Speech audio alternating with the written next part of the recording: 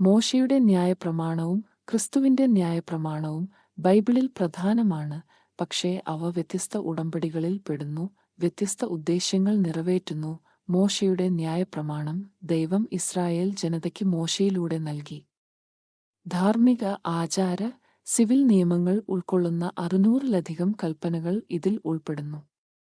ദൈവമുമ്പാകെ എങ്ങനെ ജീവിക്കാമെന്നും ആരാധിക്കാമെന്നും ദൈവമുമ്പാകെ നിർമ്മലരായി നിലകൊള്ളാമെന്നും ഈ നിയമം ആളുകളെ പഠിപ്പിച്ചു.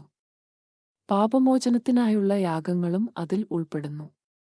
ദൈവത്തിന്റെ വിശുദ്ധി വെളിപ്പെടുത്തുകയും ആളുകൾക്ക് അവരുടെ പാപം വെളിപ്പെടുത്തുകയും ചെയ്യുക എന്നതായിരുന്നു മോശയുടെ ന്യായപ്രമാണത്തിന്റെ പ്രധാന ലക്ഷ്യം. ആർക്കും നിയമം പൂർണ്ണമായി പാലിക്കാൻ കഴിയില്ലെന്നും എല്ലാവർക്കും ഒരു രക്ഷകനെ ആവശ്യമാണെന്നും കാണിക്കുന്ന ഒരു കണ്ണാടി പോലെ അത് പ്രവർത്തിച്ചു. ഗലാത്യർ 3:24. എന്നിരുന്നാലും ക്രിസ്തുവിന്റെ ന്യായപ്രമാണം യേശുവിലൂടെയാണ് വന്നത്. ഇത് നിയമങ്ങളുടെ ഒരു പട്ടികയല്ല, മറിച്ച് സ്നേഹം, കൃപ, പരിശുദ്ധാത്മാവ് എന്നിവയാൽ നയിക്കപ്പെടുന്ന ഒരു ജീവിതമാണ്. യേശു അത് ഇങ്ങനെ സംഗ്രഹിച്ചു: നിന്റെ ദൈവമായ കർത്താവിനെ പൂർണ്ണ ഹൃദയത്തോടെ സ്നേഹിക്കുക, നിന്റെ അയൽക്കാരനെ നിന്നെപ്പോലെ സ്നേഹിക്കുക.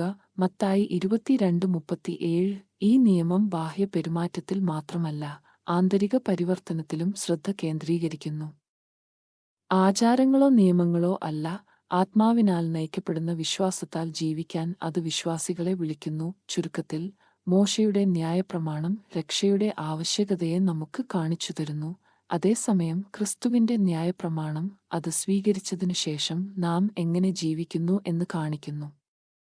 നമ്മൾ ഇനി പഴയ നിയമത്തിന് കീഴിലല്ല, മറിച്ച് കൃപയ്ക്ക് കീഴിലാണ്. റോമർ 6:14. ക്രിസ്തു മോശയുടെ ന്യായപ്രമാണം നിറവേറ്റി ഇപ്പോൾ തന്റെ ആത്മാവിനാൽ നയിക്കപ്പെട്ട് സ്നേഹത്തിൽ നടക്കാൻ നമ്മെ വിളിക്കുന്നു.